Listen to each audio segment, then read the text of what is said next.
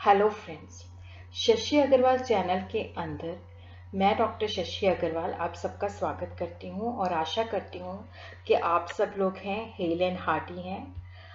जैसा कि मैंने प्रीवियस वीक भी आपको बताया था कि Shashi Agrawal economics and law classes के अंदर हम नेट मैनेजमेंट के यूनिट वाइज जो है आपको लेक्चर प्रोवाइड करने की कोशिश करेंगे।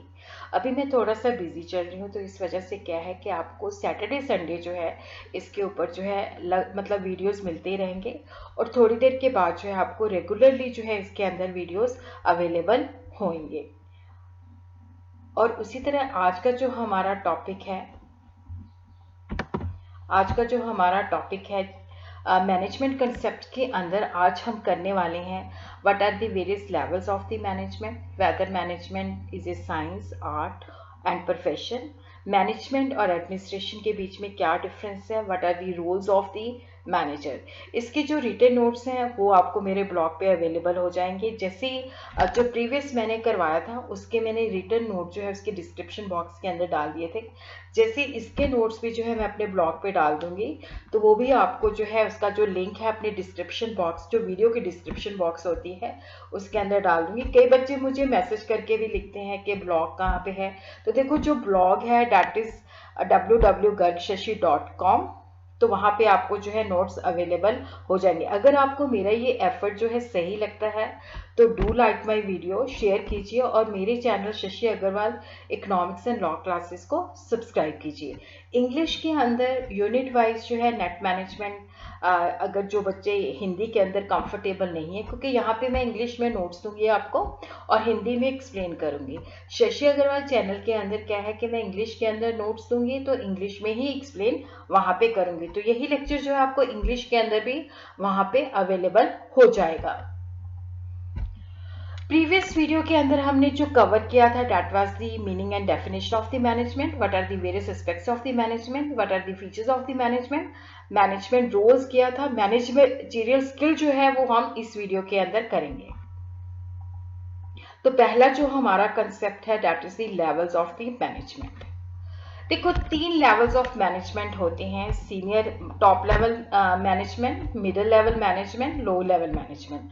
जब हम टॉप लेवल मैनेजर जो होते हैं वो सीनियर लेवल पे होते हैं और जिसके अंदर देखो मैनेजिंग डायरेक्टर आ जाता है, प्रेसिडेंट आ जाता है, वाइस प्रेसिडेंट आ जाता है, जनरल मैनेजर आ जाता है। और टॉप मैनेजमेंट बेसिकली जो है पूरी ऑर्गेनाइजेशन के लिए रिस्पॉन्सिबल होती है। फिर उसके बाद हम बात करते हैं मिडिल लेवल मैनेजर की। They are responsible for the coordination and the management of the various departments. और यहाँ पे जैसे डिफरेंट डिपार्टमेंट्स होते हैं, प्रोडक्शन डिपार्टमेंट है, मार्केटिंग डिपार्टमेंट है, फिनांस डिपार्टमेंट है, ह्यूमन रिसोर्स डिपार्टमेंट है।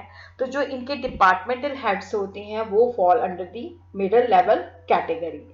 थर्ड लेवल जो है that is the lower level, जिसको हम first level junior managers, first line भी कहते हैं। तो ये ऑपरेटिंग स्टाफ के काम के लिए रिस्पॉन्सिबल होते हैं।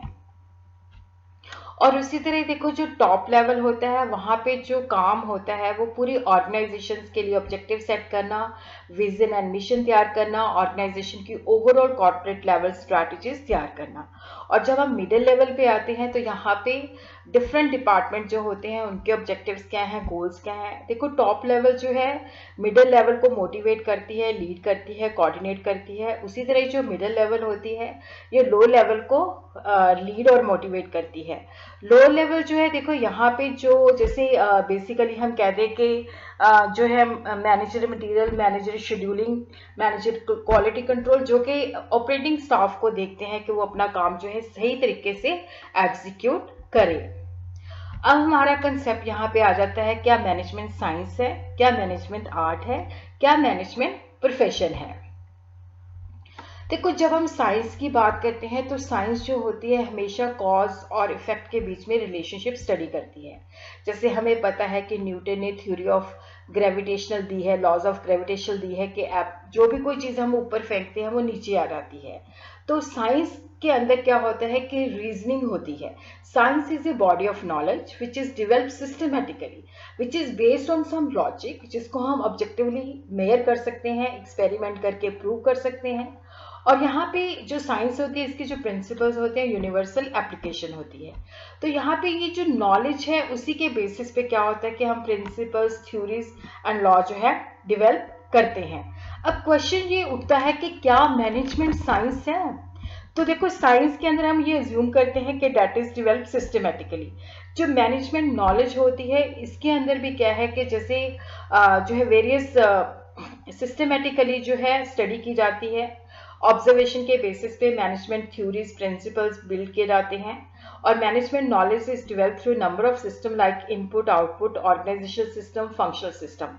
और यहाँ पे जो मैनेजमेंट के प्रिंसिपल्स होते हैं that is also based on observation, measurement and experimentation, और यहाँ पे भी हम उसको जो है रिजल्ट निकाल सकते हैं। बट इसको हम ये नहीं कह सकते कि जैसे फिजिक्स, केमिस्ट्री तो एग्जैक्ट साइंस होते हैं, ये सोशल साइंस होती है, तो इट्स जस्ट ए बेसिकली जो है डेवलपिंग साइंस है। और उसके बाद ये क्वेश्चन अराइज होता है कि क्या मैनेजमेंट आर्ट है? आर्ट का मतलब होता है कि जो गिवन नॉलेज है उसको हम किस तरह से जो है क्रिएटिव तरीके से अप्लाई करते हैं, that is the application of the knowledge. Art is understanding how a particular activity could be done, कि किस तरह से हम उस काम को कर सकते हैं। और देखो आर्ट का मतलब होता है कि जैसे हम उसको बड़ी प्रैक्टिस के साथ जैसे कंटिन्यूसली करते हैं तो फिर हमें समझ में आता है कि इस चीज़ को ऐसे, क्योंकि जो थ्योरी हम सीखते हैं उसको प्रैक्टिकली कैसे शेप देते हैं, that is called art. The principle of management और थ्योरीज ऑफ मैनेजमेंट किस तरह से हम प्रैक्टिकली अप्लाई करते हैं। धीरू भाई की अगर हम बात करें तो देखो वहां पे जो उनका स्टाइल था वो बेसिकली देखो जो धीरू भाई he never followed the text book of management, उनका एक यूनिक स्टाइल था। उसके स्टाइल के अंदर देखो अमेरिकन स्टाइल ऑफ एंटरप्रेन्योरशिप भी था, जापानीज के अंदर अपने गोल्स के अंदर फोकस रहना, और गुजराती बिजनेसमैन की तरह जो है उनके अंदर शुरूडनेस थी।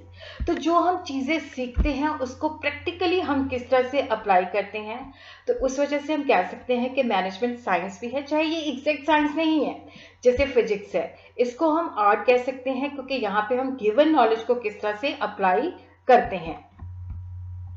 Management as a profession, profession के पहले हम फीचर्स देखते हैं बॉडी ऑफ नॉलेज। देखो यहाँ पे जो बॉडी ऑफ नॉलेज का मतलब होता है जो प्रिंसिपल्स हैं, थ्योरीज हैं, इसको लॉजिकली डेवलप किया जाता है, that is based on research, study, experiment and observation. और अगर हम बात करें तो मैनेजमेंट थ्योरीज जो है वो भी research, studies, experiments and observation के बेसिस पे डेवलप की गई हैं। और यहाँ पे जो बेसिकली जो नॉलेज होती है उसको हमेशा कंटिन्यूसली अपडेट किया जाता है, जो जो नए एक्सपेरिमेंट आते हैं, जो जो नई चीज़ें ऐड होती हैं वो इसके अंदर ऐड की जाती हैं। और उसी तरह जो प्रोफेशनल जर्नल्स होते हैं वो मैनेजमेंट की जो रिसर्च होती है उसको पब्लिश करते हैं। और प्रोफेशनल एसोसिएशन होती हैं जो प्रोफेशनल डेवलपमेंट को मॉनिटर करती हैं, उसको फैसिलिटेट करती हैं। मैनेजमेंट एसोसिएशन जैसे all India management association, national institute of personal management. उसी तरह जो प्रोफेशनल बॉडीज होती हैं they have code of conducts, जैसे इंस्टीट्यूट ऑफ चार्टर्ड अकाउंटेंट है, ऑल इंडिया मैनेजमेंट एसोसिएशन है, national institute of personal management है।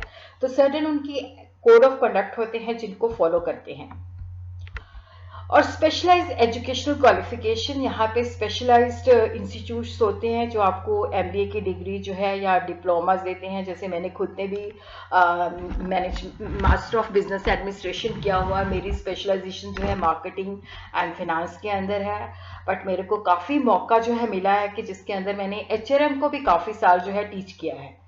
तो यहाँ पे स्पेशलाइज्ड जो है आपको एजुकेशनल इंस्टीट्यूट्स होते हैं जो आपको मैनेजमेंट की डिग्री जो है प्रोवाइड करते हैं। तो इनके बेसिस पे हम कह सकते हैं कि मैनेजमेंट जो है दैट इज ए प्रोफेशन। अब हम देखते हैं मैनेजरियल रोल्स, क्योंकि प्रीवियस वीडियो के अंदर जो है मैनेजरियल जो स्किल थी, जिसके अंदर कंसेप्चुअल स्किल थी, टेक्निकल स्किल थी, ह्यूमन स्किल जो थी वो मैं आपको बता चुकी हूँ।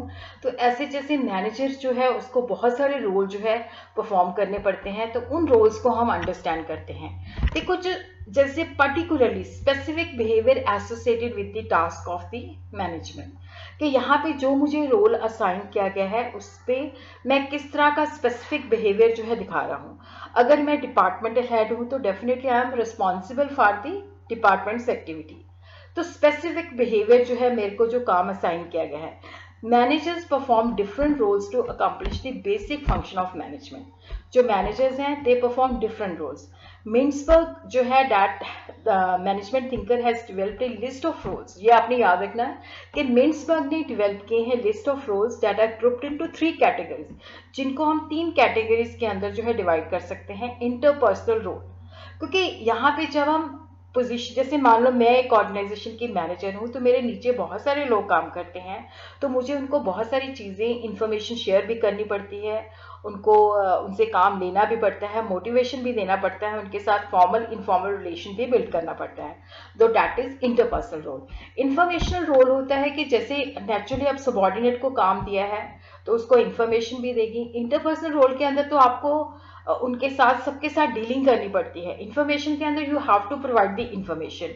डिसीजन रोल्स के अंदर क्या होता है कि डेफिनेटली हम लोगों के साथ इंटरपर्सनल रिलेशन बिल्ड करते हैं, उनको इंफॉर्मेशन प्रोवाइड करते हैं जिसके बेसिस पे हम डिसीजन ले सकते हैं और दूसरे को डिसीजन लेने के अंदर फैसिलिटेशन कर सकते, मतलब उनको हेल्प कर सकते हैं.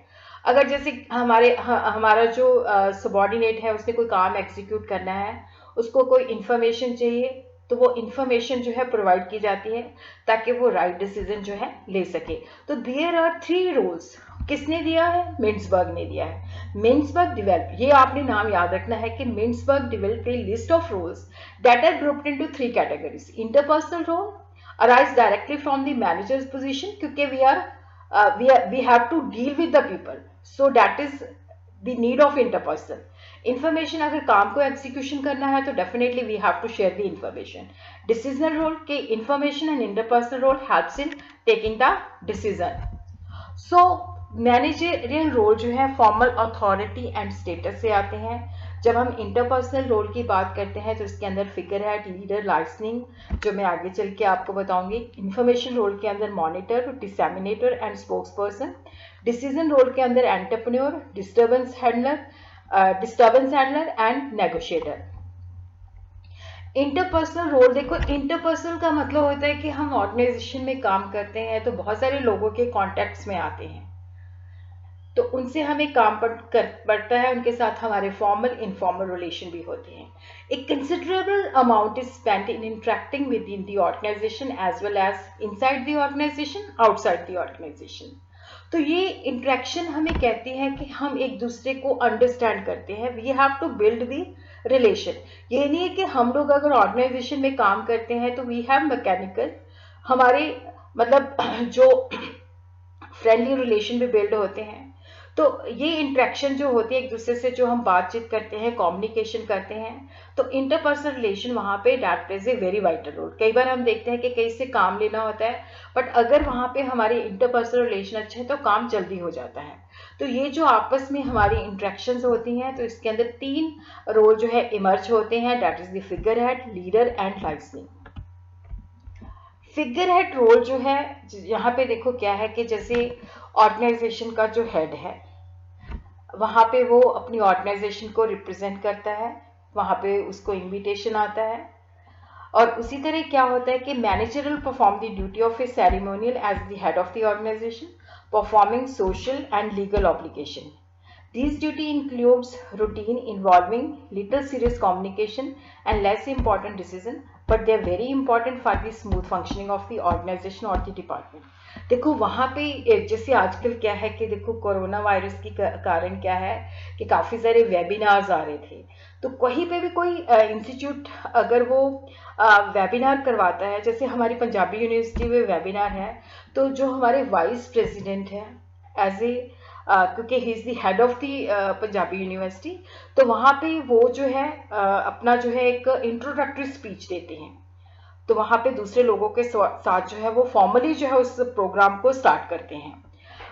Act as a legal and symbolic head, performs obligatory, social, ceremonial और legal duties. For example, जैसे देखो जैसे कोई ऑर्गेनाइजेशन का फंक्शन को वो होस्ट करते हैं, ऑर्गेनाइजेशन की कोई रिटायरमेंट होता है उसको होस्ट करते हैं, और एम्प्लॉयज़ के लिए या बाहर से जो डेलीगेट्स आते हैं उनके लिए लंचेस वगैरह जो है किए जाते हैं. तो वहाँ पे जो भी ऑर्गेनाइजेशन के साथ जो कॉन्ट्रैक्ट होता है that is sign by the figurehead, मतलब जो हमारे ऑर्गेनाइजेशन का हेड होता है वो उसको साइन करता है.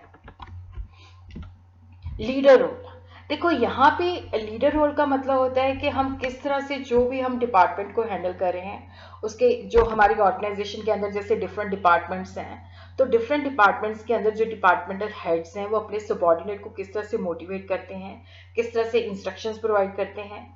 अब देखो अगर मैं किसी जैसे मान लो प्रोडक्शन डिपार्टमेंट में I am the production manager of that department, तो I do have formal authority जिसके बेसिस में अपने सबॉर्डिनेट्स को काम दे सकती हूँ, उनसे काम ले सकती हूँ।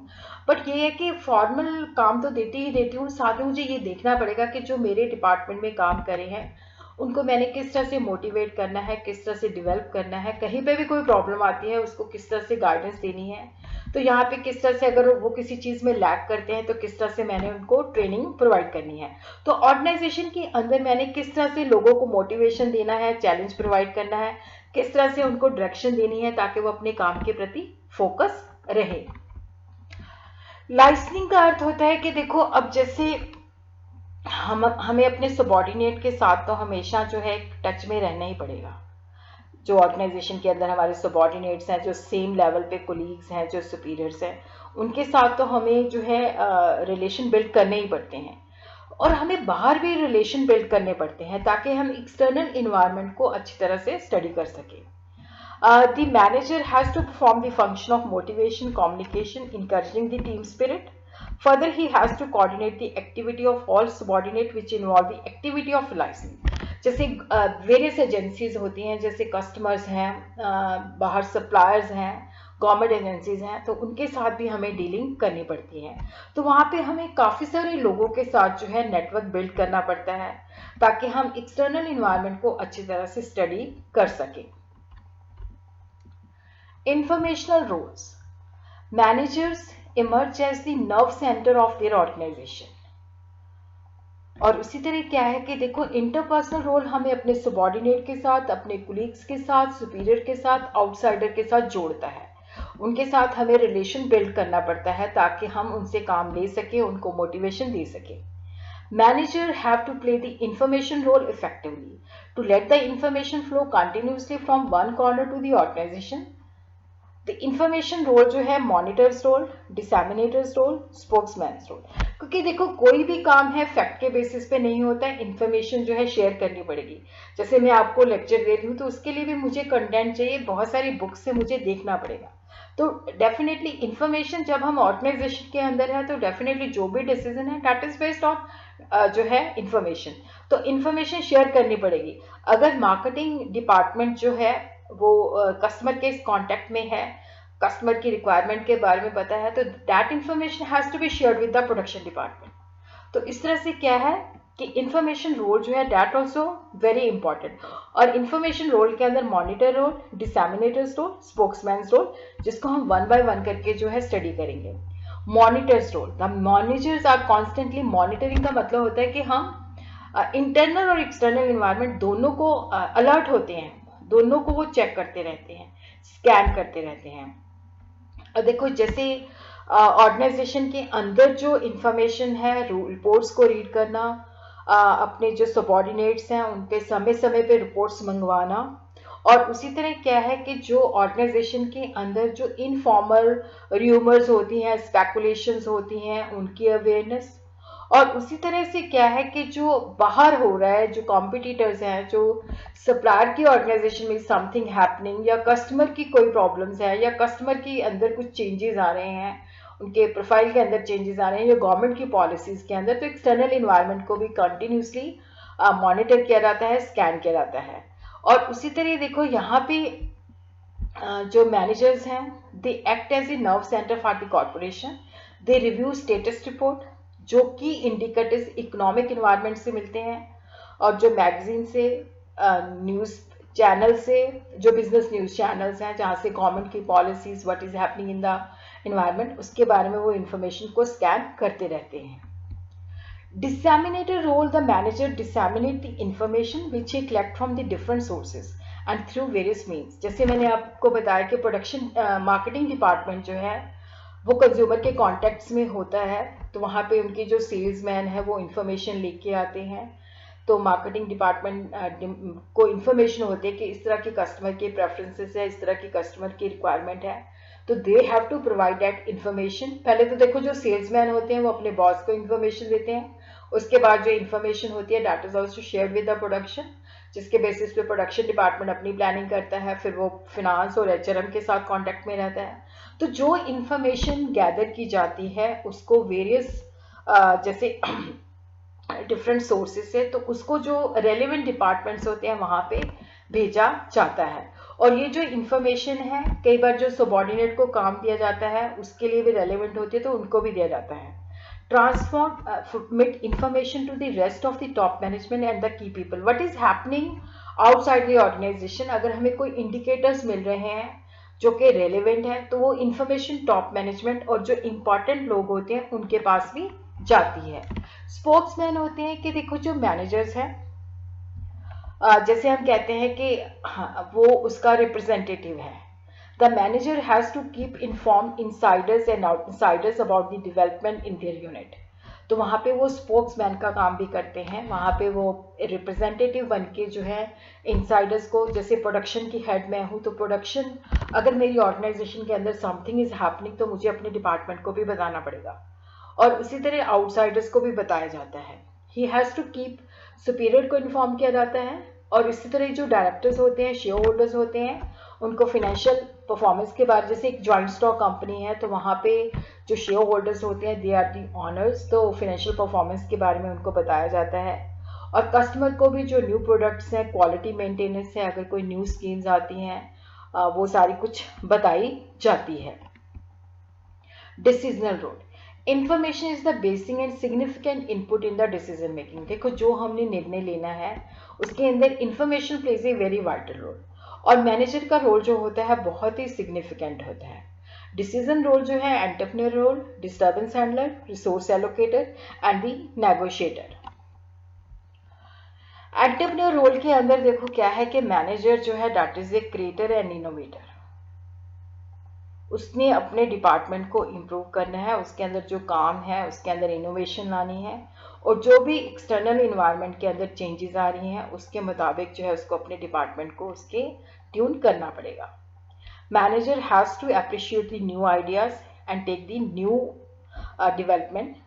मैनेजर हैज़ टू बेसिकली कहीं पे उसको उद्यमी का रोल भी करना पड़ता है, अपने डिपार्टमेंट की, अपने ऑर्गेनाइजेशन की स्ट्रेंथ क्या है, वीकनेसेस क्या है, बाहर अपॉर्चुनिटीज़ क्या है, थ्रेट्स क्या है, और उसके बेसिस पे प्रॉफिटेबल अपॉर्चुनिटीज़ के लिए वो सर्च आउट करता रहता है। डिस्टर्बेंस हैंडलर का मतलब होता है कि देखो यहाँ पे बेसिकली जो है कि जो भी कॉन्फ्लिक्ट्स होती हैं उसको किस तरह से हैंडल करता है।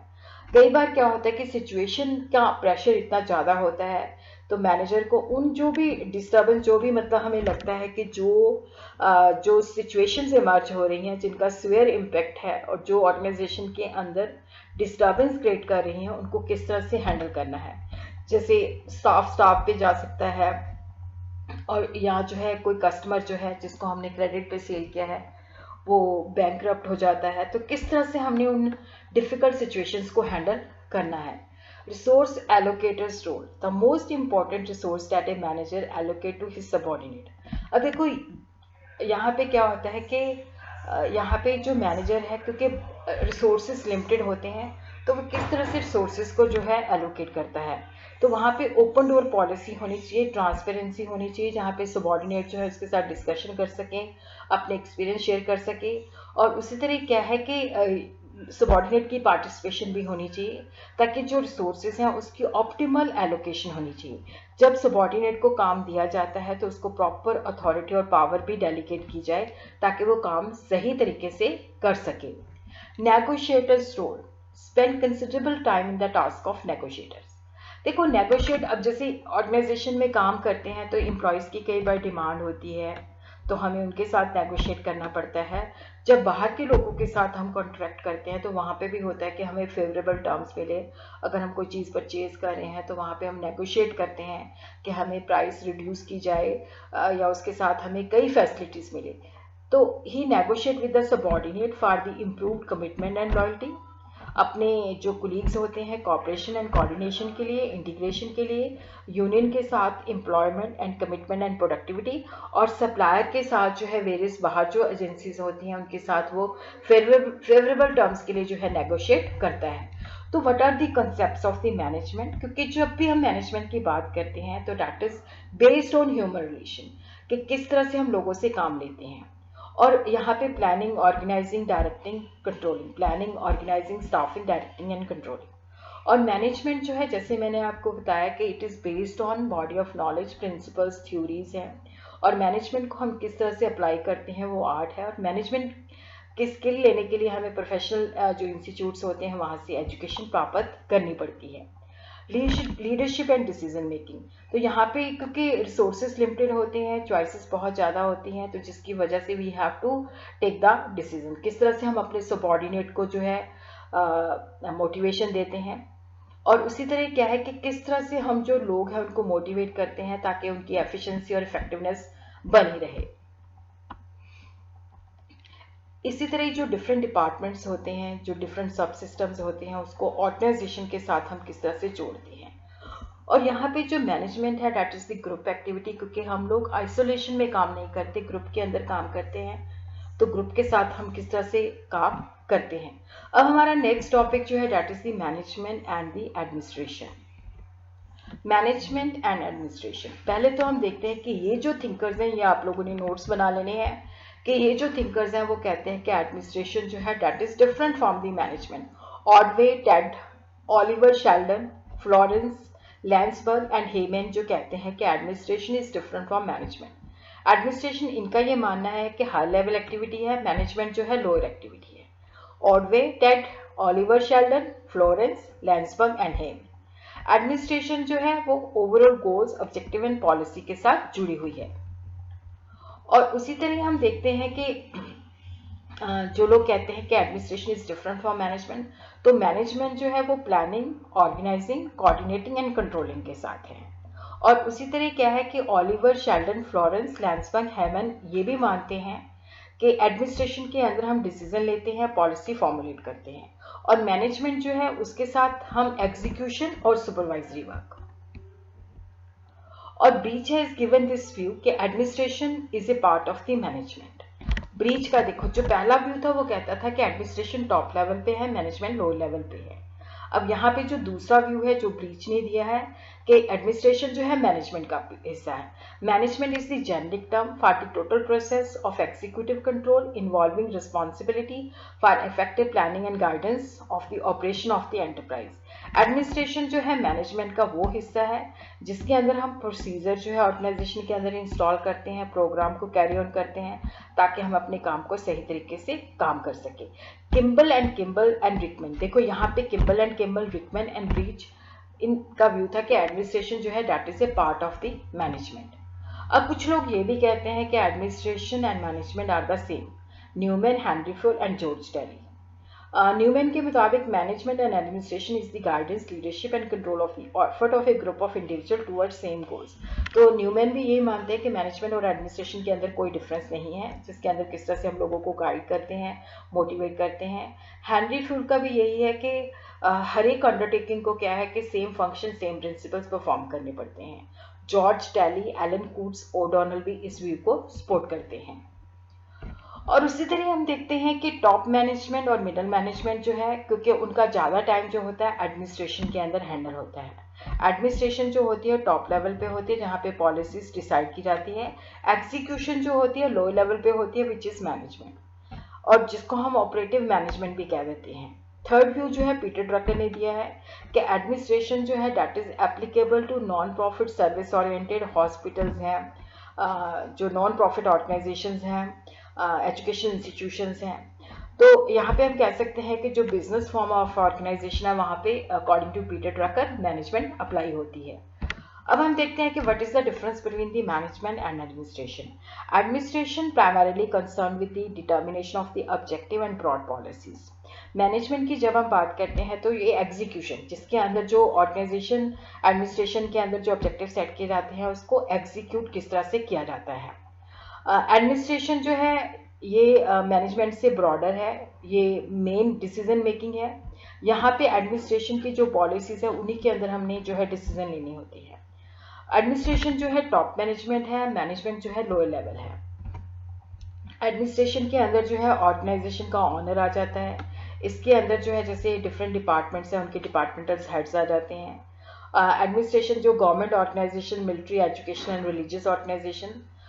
मैनेजमेंट के अंदर जो डिसीजन होते हैं ये वैल्यूज, बिलीफ एंड ओपिनियन के द्वारा इन्फ्लुएंस्ड होते हैं।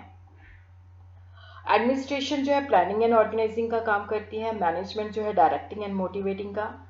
एडमिनिस्ट्रेटिव एबिलिटी चाहिए होती है, यहाँ पे implementation and technical ability management के अंदर चाहिए होती है। एडमिनिस्ट्रेशन कंट्रोल करती है और मैनेजमेंट पॉलिसीज को किस तरह से इम्प्लीमेंट करती है।